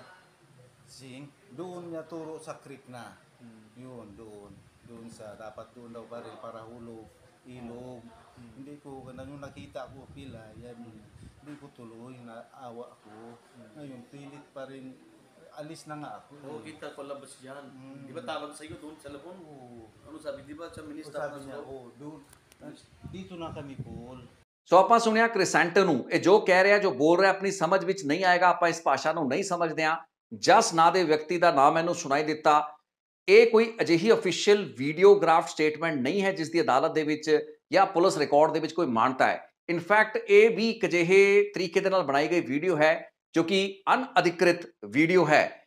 ਲੇਕਿਨ ਕ੍ਰਿਸੈਂਟੋ ਨੇ ਜਿਹੜੀ statement police ਕੋਲ ਦਿੱਤੀ, ਅਦਾਲਤ ਦੇ ਵਿੱਚ ਦਿੱਤੀ, ਜਿਸ ਦੇ ਬੇਸ ਉੱਤੇ ਰੀਜਨਲ ਟ੍ਰਾਇਲ ਕੋਰਟ ਲਾਸ ਪਿਨਾਸ ਸ਼ਹਿਰ ਉਸਨੇ ਇੱਕ ਵਾਰੰਟ ਕੱਢਿਆ। ਮੈਂ ਹੁਣ ਉਹ ਵਾਰੰਟ ਤੁਹਾਨੂੰ ਦੋਸਤੋ ਦਿਖਾਉਣਾ ਚਾਹਾਂਗਾ। ਇਸ ਵਾਰੰਟ ਦੇ ਵਿੱਚ ਟ੍ਰਾਇਲ ਕੋਰਟ ਜੱਜ ਨੇ ਕ੍ਰਿਸੈਂਟੋ ਦੀ ਗਵਾਹੀ ਉੱਤੇ ਲਖਵੀਰ ਸਰਾਂ, ਜੋ ਕਿ ਲਾਸ ਪਿਨਾਸ ਸ਼ਹਿਰ ਦਾ ਹੀ ਰਹਿਣ ਵਾਲਾ ਹੈ, ਉਸ ਨੂੰ ਸੁਖਚੈਨ ਚੈਨੇ ਦੇ ਕਤਲ ਕੇਸ ਦੇ ਵਿੱਚ ਇੱਕ ਮੁੱਖ ਮੁਲਜ਼ਮ ਤੇ ਸਾਜ਼ਿਸ਼ਕਾਰਾ ਐਲਾਨ ਕਰਦੇ ਹੋਏ ਉਸ ਦਾ ਅਰੈਸਟ ਵਾਰੰਟ ਜਾਰੀ ਕੀਤਾ ਹੈ। ਇਹ ਰੀਜਨਲ ਕੋਰਟ ਲਾਸ ਪਿਨਾਸ ਦਾ ਅਰੈਸਟ ਵਾਰੰਟ ਹੈ ਜਿਸ ਨੂੰ ਜਾਰੀ ਕੀਤਾ ਜਾਂਦਾ। ਲੇਕਿਨ ਇਸ ਵਾਰੰਟ ਜੋ ਕਿ ਸ਼ਾਇਦ ਜੂਨ 2024 ਨੂੰ ਜਾਰੀ ਕੀਤਾ ਗਿਆ, ਇਸ ਤੋਂ ਤਕਰੀਬਨ 3 ਮਹੀਨੇ ਪਹਿਲਾਂ ਸ਼ਾਇਦ ਫਰਵਰੀ ਜਾਂ ਮਾਰਚ 2024 ਦੇ ਵਿੱਚ ਹੀ ਗੁੰਮ ਹੋ ਚੁੱਕੇ ਪਾਸਪੋਰਟ ਦੇ ਬਾਵਜੂਦ ਨਿਕਲਣ ਦੇ ਵਿੱਚ ਫਿਲੀਪੀਨਸ ਤੋਂ ਲਖਵੀਰ ਸਰਾਂ ਕਾਮਯਾਬ ਰਿਹਾ। ਦੋਸਤੋ ਤੁਹਾਨੂੰ ਇਸ ਚੀਜ਼ ਦੀ ਬਹੁਤ ਹੈਰਾਨੀ ਹੋਏਗੀ ਕਿ ਅੱਜ ਦੀ ਤਰੀਕ ਦੇ ਵਿੱਚ ਟਿਲ ਅ ਫਿਊ ਡੇਜ਼ ਬੈਕ ਲਖਵੀਰ ਸਰਾਂ ਮੋਗੇ ਜ਼ਿਲ੍ਹੇ ਦੇ ਪਿੰਡ ਲੰਡੇ ਦੇ ਵਿੱਚ ਹੀ ਰਹਿ ਰਿਹਾ ਸੀ। ਇਸ ਦੇ ਆਸ-ਪਾਸ ਹੀ ਉਹ ਖੁੱਲ ਕੇ ਵਿਚਰ ਰਿਹਾ ਸੀ। ਯਾਨੀ ਕਿ ਪੰਜਾਬ ਦਾ ਪਿੰਡ ਮੋਗਾ, ਜਿੱਥੋਂ ਦੇ ਇੱਕ ਪਰਿਵਾਰ ਦੇ ਜੀ ਸੁਖਚੈਨ ਚੈਨੇ ਦਾ ਕਤਲ ਕਰਤਾ ਜਾਂਦਾ ਹੈ, ਉਸ ਕਤਲ ਲਈ ਫਿਲੀਪੀਨਸ ਦੀ ਅਦਾਲਤ ਮੇਨ ਸ਼ੂਟਰ ਕ੍ਰਿਸੈਂਟੋ ਦੀ ਗਵਾਹੀ ਦੇ ਆਧਾਰ ਉੱਤੇ ਅਰੈਸਟ ਵਾਰੰਟ ਜਾਰੀ ਕਰਦੀ ਹੈ ਇਸੇ ਪਿੰਡ ਲੰਡੇ ਦੇ ਰਹਿਣ ਵਾਲੇ ਲਖਵੀਰ ਸਰਾਂ ਦੇ ਨਾਂ ਦਾ, ਜੋ ਕਿ ਕੁਝ ਮਹੀਨੇ ਪਹਿਲਾਂ ਫਿਲੀਪੀਨਸ ਤੋਂ ਫਰਾਰ ਹੋ ਕੇ ਮੋਗੇ ਆ ਚੁੱਕਾ ਹੁੰਦਾ ਹੈ। ਮੋਗੇ ਦੇ ਪਿੰਡ ਲੰਡੇ ਦੇ ਵਿੱਚ 21 ਪਿੰਡ ਦੇ ਵਿੱਚ ਉਹ ਨੌਜਵਾਨ ਦਾ ਪਰਿਵਾਰ ਵੀ ਹੈ ਜਿਸ ਦਾ ਕਤਲ ਕੀਤਾ ਗਿਆ, ਤੇ ਉਹ ਵਿਅਕਤੀ ਵੀ ਉਸੇ ਪਿੰਡ ਦੇ ਆਸ-ਪਾਸ ਘੁੰਮ ਰਿਹਾ ਹੈ ਜਿਸ ਉੱਤੇ ਕਤਲ ਕਰਨ ਦੀ ਸਾਜ਼ਿਸ਼ ਦਾ ਇਲਜ਼ਾਮ ਹੈ, ਯਾਨੀ ਕਿ ਮੁੱਖ ਸਾਜ਼ਿਸ਼ ਕਾੜੇ ਹੋਣ ਦਾ ਇਲਜ਼ਾਮ ਹੈ। ਹੁਣ ਦੋਸਤੋ ਇੱਕ ਪਾਸੇ ਗੈਂਗ ਵਾਰ ਦੀ ਥਿਉਰੀ ਹੈ, ਦੂਸਰੇ ਪਾਸੇ ਯਾਰ ਮਾਰ ਦੀ ਥਿਉਰੀ ਹੈ। ਜੇ ਆਪਾਂ ਫਿਲੀਪੀਨਸ ਦੀ ਅਦਾਲਤ, ਉਹਨਾਂ ਦੇ ਰਿਕਾਰਡ ਜਾਂ ਕ੍ਰਿਸੈਂਟੋ ਦੀ ਗਵਾਹੀ ਉੱਤੇ ਜਾਈਏ ਤਾਂ ਫਿਰ ਲਖਵੀਰ ਸਰਾਂ ਯਾਨੀ ਕਿ ਸੁਖਚੈਨ ਚੈਨੇ ਦਾ ਦੋਸਤ ਹੀ ਇਸ ਹੱਤਿਆ ਦਾ ਮਾਸਟਰਮਾਈਂਡ ਹੈ। ਹੁਣ ਦੱਸਿਆ ਜਾਂਦਾ ਹੈ ਸੁਖਚੈਨ ਚੈਨੇ ਦੇ ਪਰਿਵਾਰ ਦੇ ਜੀ ਦੇ ਮੈਂਬਰਾਂ ਵੱਲੋਂ ਕਿ ਇਹਨਾਂ ਦਾ ਆਪਸ ਦੇ ਵਿੱਚ ਪੈਸੇ ਦਾ ਲੈਣ ਦੇਣ ਸੀ, ਤਕਰੀਬਨ 15 ਤੋਂ 20 ਲੱਖ ਰੁਪਏ ਦਾ ਲੈਣ ਦੇਣ ਪੋਸੀਬਲੀ ਸੀ ਆਪਸ ਦੇ ਵਿੱਚ। ਪੈਸਾ ਸ਼ਾਇਦ ਸੁਖਚੈਨ ਚੈਨੇ ਨੇ ਲਖਵੀਰ ਸਰਾਂ ਤੋਂ ਲੈਣਾ ਸੀ, ਜਿਸ ਕਾਰਨ ਲਖਵੀਰ ਸਰਾਂ ਨੇ ਉਸ ਦਾ ਕਤਲ ਜੇ ਉਸਨੇ ਕਰਵਾਇਆ ਹੋ ਸਕਦਾ ਹੈ। ਇਹ ਫਿਲੀਪੀਨਸ ਦੀ ਅਦਾਲਤ ਮੰਨ ਰਹੀ ਹੈ, ਇਹ ਫਿਲੀਪੀਨਸ ਦੀ ਪੁਲਿਸ ਕਹਿ ਰਹੀ ਹੈ।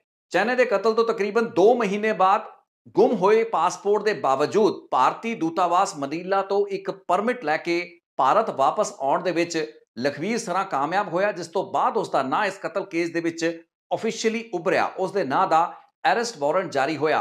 ਹੁਣ ਦੋਸਤੋ ਇਸ ਬਾਰੇ ਕੋਈ ਪੱਕੀ ਜਾਣਕਾਰੀ ਨਹੀਂ ਹੈ ਕਿ ਫਿਲੀਪੀਨਸ ਦੀ ਸਰਕਾਰ ਨੇ, ਉੱਥੋਂ ਦੀ ਲਾਅ ਐਨਫੋਰਸਮੈਂਟ ਏਜੰਸੀਜ਼ ਨੇ ਕਿੱਡੀ ਮਜ਼ਬੂਤੀ ਦੇ ਨਾਲ ਇਸ ਅਰੈਸਟ ਵਾਰੰਟ ਜਾਂ ਲਖਵੀਰ ਸਰਾਂ ਦੀ ਗ੍ਰਿਫਤਾਰੀ ਦੀ ਡਿਮਾਂਡ ਭਾਰਤ ਸਰਕਾਰ ਕੋਲ ਕੀਤੀ। ਲੇਕਿਨ ਪਿਛਲੇ ਕੁਝ ਮਹੀਨਿਆਂ ਤੋਂ ਦੇਸ਼ ਦੀ ਟੌਪ ਦੀ ਏਜੰਸੀ NIA, ਪੰਜਾਬ ਪੁਲਿਸ ਇਸ ਗੱਲ ਨੂੰ ਲੈ ਕੇ ਦੁਚਿੱਤੀ ਵਿੱਚ ਹੈ, ਦੁਵਿਧਾ ਦੇ ਵਿੱਚ ਹੈ ਕਿ ਲਖਵੀਰ ਸਰਾਂ ਜੋ ਕਿ ਮੋਗੇ ਪਿੰਡ ਲੰਡੇ ਦੇ ਆਲੇ ਦੁਆਲੇ ਦੇ ਇਲਾਕਿਆਂ ਦੇ ਵਿੱਚ ਖੁੱਲੇਆਮ ਘੁੰਮਦਾ ਪਿਆ ਹੈ, ਉਸੇ ਪਿੰਡ ਜਿਸ ਦੇ ਇੱਕ ਹੋਰ ਨੌਜਵਾਨ ਤੇ ਉਸਦੇ ਪੁਰਾਣੇ ਆਪਣੇ ਸਾਥੀ ਦੇ ਕਤਲ ਦਾ ਇਲਜ਼ਾਮ ਫਿਲੀਪੀਨਸ ਦੀ ਅਦਾਲਤ ਨੇ ਉਸ ਉੱਤੇ ਲਾਇਆ ਹੈ, ਫਿਲੀਪੀਨਸ ਦੀ ਪੁਲਿਸ ਨੇ ਉਸ ਉੱਤੇ ਲਾਇਆ ਹੈ। ਇਸ ਲਖਵੀਰ ਸਰਾਂ ਨੂੰ ਭਾਰਤੀ ਪੁਲਿਸ ਏਜੰਸੀਆਂ ਗ੍ਰਿਫਤਾਰ ਕਿਵੇਂ ਕਰਨ? ਕਿਉਂਕਿ ਜਿਹੜਾ ਕ੍ਰਾਈਮ ਹੋਇਆ ਹੈ, ਅਪਰਾਧ ਹੋਇਆ ਹੈ, ਉਹ ਹੋਇਆ ਹੈ ਲਾਸ ਪਿਨਾਸ ਸ਼ਹਿਰ ਫਿਲੀਪੀਨਸ ਦੇ ਵਿੱਚ। ਭਾਰਤ ਸਰਕਾਰ, national investigation agency, Punjab police ਜੇ ਲਖਵੀਰ ਸਰਾਂ ਨੂੰ ਗ੍ਰਿਫਤਾਰ ਕਰ ਵੀ ਲੈਂਦੀ ਹੈ, ਉਸ ਹਾਲਤ ਦੇ ਵਿੱਚ ਉਸ ਨੂੰ ਜ਼ਿਆਦਾ ਲੰਮੇ ਸਮੇਂ ਤੱਕ ਡਿਟੇਨ ਕਰ ਪਾਣਾ ਸੰਭਵ ਨਹੀਂ ਹੋ ਪਾਏਗਾ, ਕਿਉਂਕਿ ਲਖਵੀਰ ਸਰਾਂ ਦਾ ਆਪਣਾ ਵੀ ਕਾਨੂੰਨੀ ਡਿਫੈਂਸ ਹੋਏਗਾ। ਜੇ ਅਪਰਾਧ ਭਾਰਤ ਦੇ ਵਿੱਚ ਹੋਇਆ ਹੀ ਨਹੀਂ ਤਾਂ ਕਿਹੜੇ ਜੁਰਮ ਜਾਂ ਕਿਹੜੇ ਕਾਨੂੰਨ ਦੇ ਤਹਿਤ ਉਸ ਨੂੰ ਗ੍ਰਿਫਤਾਰ ਕੀਤਾ ਜਾ ਸਕਦਾ ਹੈ? ਮੇਰੀ ਜਾਣਕਾਰੀ ਦੇ ਮੁਤਾਬਕ ਠੋਸ ਤੇ ਪੱਕੇ ਤਰੀਕੇ ਦੇ ਨਾਲ ਫਿਲੀਪੀਨਸ ਦੀ ਸਰਕਾਰ ਨੇ ਭਾਰਤ ਸਰਕਾਰ ਕੋਲ ਲਖਵੀਰ ਸਰਾਂ, ਜਿਸ ਦਾ ਅਰੈਸਟ ਵਾਰੰਟ ਕੋਰਟ ਵੱਲੋਂ ਜਾਰੀ ਹੈ, ਉਸ ਨੂੰ ਗ੍ਰਿਫਤਾਰ ਕਰਨ ਦੀ ਮੰਗ ਹੀ ਨਹੀਂ ਰੱਖੀ ਹੈ, ਜਿਸ ਦੇ ਚੱਲਦੇ ਇਸ ਵਕਤ ਭਾਰਤੀ ਜਾਂਚ ਏਜੰਸੀਆਂ, ਪੰਜਾਬ ਪੁਲਿਸ ਤੇ NIA ਨੂੰ ਕਈ ਦਿੱਕਤਾਂ ਦਾ ਸਾਹਮਣਾ ਕਰਨਾ ਪੈ ਰਿਹਾ ਹੈ। ਹੁਣ ਇਸ ਗੱਲ ਨੂੰ ਗਹਿਰਾਈ ਦੇ ਵਿੱਚ ਸਮਝਿਆ ਜਾਵੇ ਤਾਂ ਸੁੱਖੇ ਦੁਨੇਕੇ ਅਤੇ ਅਰਸ਼ ਡਾਲੇ ਦੇ ਇੱਕ ਖਤਰਨਾਕ ਮੋਡਿਊਲ ਦੇ ਮੁਖੀ ਮਨਪ੍ਰੀਤ ਪੀਤੇ ਨੂੰ ਭਾਰਤ ਦੇ ਵਿੱਚ ਡੀਪੋਰਟ ਕਰਾਉਣ ਨੂੰ ਲੈ ਕੇ ਸਭ ਤੋਂ ਮਹੱਤਵਪੂਰਨ ਰਿਹਾ ਸੁਖਚੈਨ ਚੈਨੇ ਦਾ ਸਟੈਂਡ। ਜੇ ਸੁਖਚੈਨ ਚੈਨੇ ਦਾ ਮੁਕੱਦਮਾ ਚੱਲਦਾ ਰਹਿੰਦਾ, ਮਨਪ੍ਰੀਤ ਪੀਤੇ ਨੂੰ ਉਸ ਮੁਕੱਦਮੇ ਦੇ ਵਿੱਚ ਸਜ਼ਾ ਹੁੰਦੀ, ਤਾਂ ਸ਼ਾਇਦ ਭਾਰਤ ਦੇ ਵਿੱਚ ਉਸ ਦੀ ਡੀਪੋਰਟੇਸ਼ਨ ਸੰਭਵ ਨਾ ਹੋ ਪਾਂਦੀ। ਸੋ ਜੇ ਸੁਖਚੈਨ ਚੈਨੇ ਦਾ ਕਤਲ ਕੀਤਾ ਗਿਆ ਅਪਰਾਧਿਕ ਵਾਰਦਾਤ ਇੱਕ ਸ਼ੂਟ ਆਊਟ ਦੇ ਵਿੱਚ, ਉਸ ਲਈ ਮੋਟਿਵ ਕ੍ਰਿਮੀਨਲਸ ਕੋਲ, ਗੈਂਗਸਟਰਸ ਕੋਲ ਵੀ ਹੈ, ਲੇਕਿਨ ਜੋ ਫਿਲੀਪੀਨਸ ਦੀ ਅਦਾਲਤ ਕਹਿ ਰਹੀ ਹੈ ਉਹ ਕੁਝ ਹੋਰ ਹੈ। ਦੋਸਤੋ ਮੈਂ ਇੱਥੇ ਦੱਸਣਾ ਚਾਹਾਂਗਾ ਕਿ ਉਸ ਰਾਤ ਯਾਨੀ ਕਿ 11 ਦਸੰਬਰ 8:25 ਉੱਤੇ ਜਦੋਂ ਸੁਖਚੈਨ ਚੈਨੇ ਨੂੰ ਗੋਲੀ ਮਾਰੀ ਜਾਂਦੀ ਹੈ, ਇਸ ਤੋਂ ਪਹਿਲੇ ਤੇ 2-3 ਘੰਟਿਆਂ ਦਾ ਘਟਨਾਕ੍ਰਮ ਬਹੁਤ ਹੀ ਇੰਪੋਰਟੈਂਟ ਹੈ। ਦੱਸਿਆ ਇਹ ਜਾਂਦਾ ਹੈ ਕਿ ਲਖਵੀਰ ਸਰਾਂ, ਕਿਉਂਕਿ ਹੈਂਡੀਕੈਪ ਸੀ ਸੁਖਚੈਨ ਚੈਨਾ, ਉਸ ਨੂੰ ਲੈ ਕੇ ਇੱਕ ਸ਼ਾਪਿੰਗ ਮਾਲ ਜਾਂਦਾ ਹੈ। ਸ਼ਾਪਿੰਗ ਮਾਲ ਚੈਨੇ ਨੂੰ ਛੱਡ ਕੇ ਲਖਵੀਰ ਸਰਾਂ ਵਾਪਸ ਆਉਂਦਾ ਹੈ। ਚੈਨੇ ਦੇ ਸ਼ੂਟਰ ਕ੍ਰਿਸੈਂਟੋ ਵੱਲੋਂ ਵੀ ਆਪਣੀ ਗਵਾਹੀ ਦੇ ਵਿੱਚ ਇਹੀ ਦੱਸਿਆ ਗਿਆ ਹੈ ਕਿ ਸ਼ਾਪਿੰਗ ਮਾਲ ਦੇ ਵਿੱਚ ਚੈਨੇ ਨੂੰ ਛੱਡਣ ਤੋਂ ਬਾਅਦ ਲਖਵੀਰ ਸਰਾਂ ਇਸ ਸ਼ੂਟਰ ਨੂੰ ਮਿਲਦਾ ਹੈ, ਜਿਸ ਤੋਂ ਬਾਅਦ ਉਹ ਦੁਬਾਰਾ ਕੁਝ ਸਮੇਂ ਬਾਅਦ ਸ਼ਾਪਿੰਗ ਮਾਲ ਜਾਂਦਾ ਹੈ, ਉੱਥੋਂ ਸੁਖਚੈਨ ਚੈਨੇ ਨੂੰ ਦੁਬਾਰਾ ਲੈ ਕੇ ਵਾਪਸ ਆਉਂਦਾ ਹੈ, ਜਿਸ ਤੋਂ ਬਾਅਦ ਇਹ ਦੋਵੇਂ ਖੜੇ ਹੋ ਕੇ ਬੀਅਰ ਪੀਂਦੇ ਨੇ। ਹੁਣ ਬੀਅਰ ਪੀਣ ਲਈ ਜਦੋਂ ਸੁਪਰ ਸਟੋਰ ਦੇ ਅੰਦਰ ਲਖਵੀਰ ਸਰਾਂ ਜਾਂਦਾ ਹੈ, ਦੱਸਿਆ ਜਾਂਦਾ ਹੈ ਕਿ ਉਸ ਦੀ ਫੋਨ ਉੱਤੇ ਇਸੇ ਸ਼ੂਟਰ ਦੇ ਨਾਲ ਗੱਲਬਾਤ ਹੋਈ।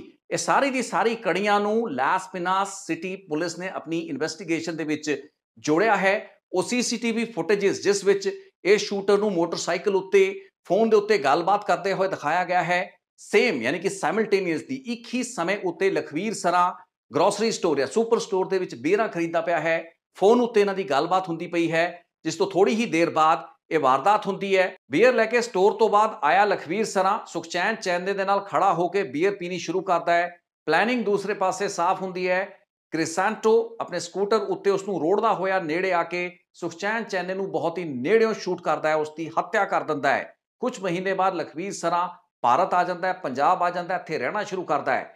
ਇਸ ਵਕਤ ਜਾਂਚ ਏਜੰਸੀਆਂ ਲਈ ਸਭ ਤੋਂ ਵੱਡਾ ਚੈਲੰਜ ਇਹੀ ਹੈ, ਕਿਉਂਕਿ ਫਿਲੀਪੀਨ ਸਰਕਾਰ ਨੇ ਮਜ਼ਬੂਤੀ ਦੇ ਨਾਲ ਆਪਣੇ ਕੇਸ ਨੂੰ ਸ਼ਾਇਦ ਭਾਰਤ ਸਰਕਾਰ ਦੇ ਸਾਹਮਣੇ ਨਹੀਂ ਰੱਖਿਆ ਹੈ। ਸੋ ਲਖਵੀਰ ਸਰਾਂ ਨੂੰ ਕਿੰਨੇ ਸਮੇਂ ਤੱਕ ਡਿਟੇਨ ਕਰਕੇ ਉਸ ਨੂੰ ਕੀ ਇਸ ਕੇਸ ਦੇ ਵਿੱਚ ਗ੍ਰਿਫਤਾਰ ਕੀਤਾ ਜਾ ਸਕਦਾ ਹੈ, ਨਹੀਂ ਜਾ ਸਕਦਾ, ਇਸ ਨੂੰ ਲੈ ਕੇ ਕਾਨੂੰਨੀ ਪੱਖ ਲੀਗਲ ਐਂਗਲ ਸਮਝਣ ਦੀ ਬਹੁਤ ਜ਼ਿਆਦਾ ਲੋੜ ਹੈ। ਯਾਨੀ ਕਿ ਜੇ ਜੁਰਮ ਅਪਰਾਧ ਕਿਸੇ ਮੁਲਕ ਦੇ ਵਿੱਚ ਹੋਵੇ ਤੇ ਉਸ ਜੁਰਮ ਨੂੰ ਅੰਜਾਮ ਦੇਣ ਵਾਲਾ ਵਿਅਕਤੀ ਕਿਸੇ ਦੂਸਰੇ ਮੁਲਕ ਦੇ ਵਿੱਚ ਹੈ, ਉਸ ਮੁਲਕ ਦੇ ਕਾਨੂੰਨ ਦੇ ਮੁਤਾਬਕ ਉਸ ਜੁਰਮ ਲਈ ਉਸ ਨੂੰ ਦੂਸਰੇ ਮੁਲਕ ਦੇ ਵਿੱਚ ਗ੍ਰਿਫਤਾਰ ਵੀ ਨਹੀਂ ਕੀਤਾ ਜਾ ਸਕਦਾ, ਉਸ ਉੱਤੇ ਮੁਕੱਦਮਾ ਨਹੀਂ ਚਲਾਇਆ ਜਾ ਸਕਦਾ, ਉਸ ਨੂੰ ਉਸ ਦੀ ਸਜ਼ਾ ਨਹੀਂ ਦਿੱਤੀ ਜਾ ਸਕਦੀ। ਹਾਂ, ਉਸ ਨੂੰ ਡਿਪੋਰਟ ਕੀਤਾ ਜਾ ਸਕਦਾ ਹੈ, ਉਸ ਨੂੰ ਐਕਸਟ੍ਰਾਡਾਈਟ ਕੀਤਾ ਜਾ ਸਕਦਾ ਹੈ, ਉਸ ਨੂੰ ਵਾਪਸ ਲਿਜਾਇਆ ਜਾ ਸਕਦਾ ਹੈ, ਬਸ਼ਰਤੇ ਇਸ ਲਈ ਉਹ ਪੂਰੀ ਕਾਗਜ਼ੀ ਕਾਰਵਾਈ, ਇਹਨੂੰ ਕਾਗਜ਼ ਦਾ ਢਿੱਡ ਭਰਨਾ ਹੁੰਦਾ ਹੈ। ਰੈੱਡ ਕਾਰਨਰ ਨੋਟਿਸ ਤੋਂ ਲੈ ਕੇ ਕਿਸੇ ਵੀ ਕਿਸਮ ਦੇ ਭਗੌੜੇ ਹੋਣ ਦੇ ਜਿਹੜੇ ਸੰਬੰਧਿਤ ਦਸਤਾਵੇਜ਼ ਹੈਗੇ ਨੇ, ਜਦ ਤੱਕ ਸੰਬੰਧਿਤ ਮੁਲਕ ਵੱਲੋਂ ਉਸ ਮੁਲਕ ਨੂੰ ਨਹੀਂ ਦਿੱਤੇ ਜਾਂਦੇ ਜਿੱਥੇ ਇਸ ਤਰੀਕੇ ਦੇ ਮੁਜਰਮਾਂ ਦੇ ਮੁਲਜ਼ਮਾਂ ਦੇ ਹੋਣ ਦੀ ਜਾਣਕਾਰੀ ਹੁੰਦੀ ਹੈ, ਤਦ ਤੱਕ ਇਹ ਕੇਸ ਸਿਰੇ ਨਹੀਂ ਚੜ੍ਹਦੇ। ਇਹੀ ਕਾਰਨ ਹੈ ਕਿ ਅੱਜ ਵੀ ਇਹ ਜਾਂਚ ਇਸ ਵਕਤ ਇੱਕ ਬਹੁਤ ਵੱਡੀ ਉਲਝਣ ਦੇ ਵਿੱਚ ਹੈ। ਪੁਲਿਸ ਤੇ ਜਾਂਚ ਏਜੰਸੀਆਂ ਦੇ ਸਾਹਮਣੇ ਇੱਕ ਬਹੁਤ ਵੱਡਾ ਚੈਲੰਜ ਹੈ। ਦੋਸਤੋ, ਇਸ ਕੇਸ ਉੱਤੇ ਇਸ ਬੈਕਗ੍ਰਾਉਂਡ ਦੇ ਨਾਲ ਹੀ ਮੈਂ ਇਸ ਰਿਪੋਰਟ ਨੂੰ ਰੋਕਾਂਗਾ। ਇਸ ਚੀਜ਼ ਬਾਰੇ ਮੈਂ ਤੁਹਾਨੂੰ ਇਸ ਵਕਤ ਅਪਡੇਟ ਨਹੀਂ ਦੇ ਸਕਦਾ ਕਿ ਮਾਮਲੇ ਦੀ ਤਫਤੀਸ਼ ਕਿੱਥੇ ਪਹੁੰਚੀ ਹੈ, ਪੁਲਿਸ ਨੇ ਕੀ ਕੁਝ ਹੋਰ ਕੱਢਿਆ ਹੈ, ਕੀ ਲਖਵੀਰ ਸਰਾਂ ਨੂੰ ਗ੍ਰਿਫਤਾਰ ਕੀਤਾ ਜਾਏਗਾ ਜਾਂ ਉਸ ਨੂੰ ਫਿਲੀਪੀਨਸ ਵਾਪਸ ਭੇਜਣ ਦੀ ਤਿਆਰੀ ਕੀਤੀ ਜਾ ਰਹੀ ਹੈ, ਜਿੱਥੇ ਉਸਨੇ ਸੁਖਚੈਨ ਚੈਨੇ ਦਾ ਕਤਲ ਕੀਤਾ। ਪੰਜਾਬ ਦੇ ਇੱਕ ਪਿੰਡ ਦੇ ਨੌਜਵਾਨ ਨੂੰ ਉਸੇ ਦੇ ਪਿੰਡ ਦੇ ਉਸਦੇ ਸਾਥੀ ਨੌਜਵਾਨ ਨੇ ਕਤਲ ਕੀਤਾ, ਲੇਕਿਨ ਕਤਲ ਹੋਇਆ 7 ਸਮੁੰਦਰ ਪਾਰ, ਕਤਲ ਹੋਇਆ ਫਿਲੀਪੀਨਸ ਦੇ ਲਾਸ ਪਿਨਾਸ ਸ਼ਹਿਰ ਦੇ ਵਿੱਚ। ਕਾਤਲ ਹੁਣ ਕਥਿਤ ਕਾਤਲ ਕਹਾਂਗੇ, ਉਹ ਵਾਪਸ ਮੋਗੇ ਆ ਚੁੱਕਾ ਹੈ। ਉਸ ਦੀ ਗ੍ਰਿਫਤਾਰੀ ਉੱਤੇ ਇੱਕ ਬਹੁਤ ਵੱਡਾ ਸੰਸਾ ਹੈ। ਇਸੇ ਰਿਪੋਰਟ ਨੂੰ ਮੈਂ ਇੱਥੇ ਰੋਕਾਂਗਾ। ਇਸ ਕੇਸ ਦੇ ਵਿੱਚ ਕੋਈ ਹੋਰ ਫਾਲੋਅਪ ਰਿਹਾ, ਕੋਈ ਹੋਰ ਪ੍ਰਾਪਤੀ ਰਹੀ, ਉਪਲਬਧੀ ਰਹੀ, ਫਿਲੀਪੀਨ ਸਰਕਾਰ ਅਤੇ ਭਾਰਤ ਸਰਕਾਰ ਦੇ ਵਿੱਚ ਕੋਈ ਬਿਹਤਰ ਤਾਲਮੇਲ ਹੋ ਪਾਇਆ, ਇਸ ਵਿਅਕਤੀ ਲਖਵੀਰ ਸਰਾਂ ਦੀ ਫਿਲੀਪੀਨਸ ਦੀ ਅਦਾਲਤ ਦੇ ਅਰੈਸਟ ਵਾਰੰਟ ਦੇ ਮੁਤਾਬਿਕ ਜੇ ਗ੍ਰਿਫਤਾਰੀ ਹੋ ਪਾਈ, ਤਾਂ ਵੀ ਆਪਾਂ ਤੁਹਾਨੂੰ ਅਗਲੀ ਰਿਪੋਰਟ ਦੇ ਵਿੱਚ ਜਾਂ ਕਿਸੇ ਭਵਿੱਖ ਦੀ ਰਿਪੋਰਟ ਦੇ ਵਿੱਚ ਫਾਲੋਅਪ ਜ਼ਰੂਰ ਦੱਸਾਂਗੇ। ਤੇ ਜੇ ਇਹ ਗ੍ਰਿਫਤਾਰੀ ਸੰਭਵ ਨਾ ਹੋ ਪਾਈ, ਕਾਨੂੰਨੀ ਪੇਚੀਦਗੀਆਂ ਦੇ ਚਲਦੇ ਕਾਗਜ਼ੀ ਕਾਰਵਾਈ ਸਹੀ ਨਾ ਹੋ ਪਾਉਣ ਕਾਰਨ, ਫਿਲੀਪੀਨਸ ਦੀ ਸਰਕਾਰ ਦਾ ਢਿੱਲਾ ਪੱਖ ਰਹਿਣ ਕਾਰਨ, ਜਾਂ ਫਿਰ ਸਾਡੀ ਜਾਂਚ ਏਜੰਸੀਆਂ ਦੇ ਪੱਖੋਂ ਕੋਈ ਕਮੀ ਰਹਿ ਪਾਉਣ ਕਾਰਨ, ਤਾਂ ਫਿਰ ਉਸ ਸਥਿਤੀ ਦੇ ਵਿੱਚ ਵੀ ਆਪਾਂ ਰਿਪੋਰਟ ਜ਼ਰੂਰ ਲੈ ਕੇ ਹਾਜ਼ਰ ਹੋਵਾਂਗੇ। ਲੇਕਿਨ ਇਹ ਮਾਮਲਾ ਬਹੁਤ ਹੀ ਉਲਝਿਆ ਹੋਇਆ ਇੱਕ ਮਾਮਲਾ ਹੈ। ਮੈਂ ਜਿੰਨੀ ਕੁ ਰਿਪੋਰਟਾਂ ਕੀਤੀਆਂ ਨੇ ਉਸ ਵਿੱਚ ਬਹੁਤ ਹੀ ਰੇਅਰ ਇਸ ਤਰੀਕੇ ਦੀ ਕੰਪਲਿਕੇਸ਼ਨਸ ਆਉਂਦੀਆਂ ਨੇ, ਲੇਕਿਨ ਅਸਲ ਦੇ ਵਿੱਚ ਇਸ ਕੇਸ ਦੇ ਵਿੱਚ ਇੱਕ ਬਹੁਤ ਹੀ ਡਿਫਰੈਂਟ ਲੈਵਲ ਦੀ ਕੰਪਲਿਕੇਸ਼ਨ ਹੈ, ਜਿਸ ਦਾ ਸਾਹਮਣਾ ਇਸ ਵਕਤ ਜਾਂਚ ਏਜੰਸੀਆਂ ਨੂੰ ਕਰਨਾ ਪੈ ਰਿਹਾ ਹੈ। ਸੋ ਲੈਟ ਅਸ ਸੀ ਕਿ ਇਸ ਕੇਸ ਦੇ ਵਿੱਚ ਕੀ ਹੁੰਦਾ ਹੈ। ਅੱਜ ਦੀ ਇਸ ਰਿਪੋਰਟ ਨੂੰ ਮੈਂ ਇੱਥੇ ਰੋਕਾਂਗਾ। ਇਸ ਰਿਪੋਰਟ ਬਾਰੇ ਜੇ ਤੁਸੀਂ ਕੋਈ ਵਿਚਾਰ ਰੱਖਦੇ ਹੋ ਤਾਂ ਜ਼ਰੂਰ ਕਮੈਂਟ ਸੈਕਸ਼ਨ ਦੇ ਵਿੱਚ ਸ਼ੇਅਰ ਕਰੋ। ਬਹੁਤ ਬਹੁਤ ਸ਼ੁਕਰੀਆ, ਧੰਨਵਾਦ। ਇੱਕ ਹੋਰ ਰਿਪੋਰਟ ਲੈ ਕੇ ਫੇਰ ਛੇਤੀ ਹੋਏਗੀ ਮੁਲਾਕਾਤ।